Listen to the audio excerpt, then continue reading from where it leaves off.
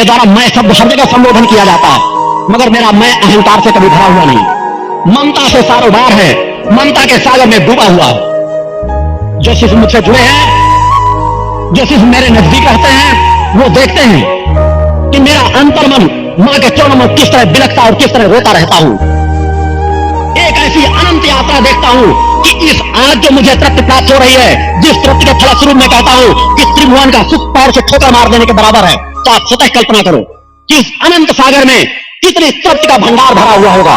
हम बढ़ करके तो देखें, हम आगे चले तो कोई भी आगे बढ़ सकता है निष्ठा और विश्वास लेकर के। केवल एक जन्म ही पूर्ण और परिपूर्ण होता है। मेरे जीवन को स्वतः देखें कि यह तृप्ति मैं एक किसान परिवार में जन्म लेकर के मैंने प्राप्त किया है। मेरे सामने भी वही समस्याएं थी, मेरे सामने भी वही परिस्थितियां थी, मगर मैंने परिस्थितियों को अपना रास्ता नहीं रोकने दिया। परिस्थितियों से पार जाने का रास्ता तलाशा है, मां के चरणों का आशीर्वाद प्राप्त करके। अरे मांगना है तो मां से सुख सुविधाएं मत मांगो, मां से मांगो कि मां हमें भक्त ज्ञान और आत्मशक्ति दे दो। केवल 3 चीजें मांगो, भक्त ज्ञान और आत्मशक्ति। इन 3 चीजों में दुनिया का सब सुख समाहित है। ऐसी कोई अवरोध नहीं, ऐसी कोई बाधा नहीं जो इन 3 क्षमताओं से आप लेकर के पार में निकल जाएं। आप उस रास्ते को पकड़ें। आप लोगों के जो समाज में लड़कियों के प्रति हीन भावना है, उससे अपने आप को उबारना होगा। प्रकृति के दोनों स्वरूपों को, लड़का और लड़की, इन दोनों को एक रूप में आपको मानना पड़ेगा। जब तक आप अपने परिवार में लड़कियों को हे दृष्टि से देखेंगे, आप प्रकृति सत्ता का आशीर्वाद पाने की पात्रता नहीं प्राप्त कर सकते।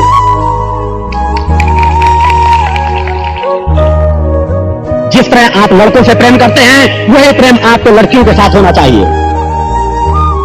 अगर किसी समय आप सत्य का एहसास हर मनुष्य के जीवन में होता है, हर मनुष्य बाद में एहसास करता है कि लड़कियां हमें ज्यादा सुख देती हैं।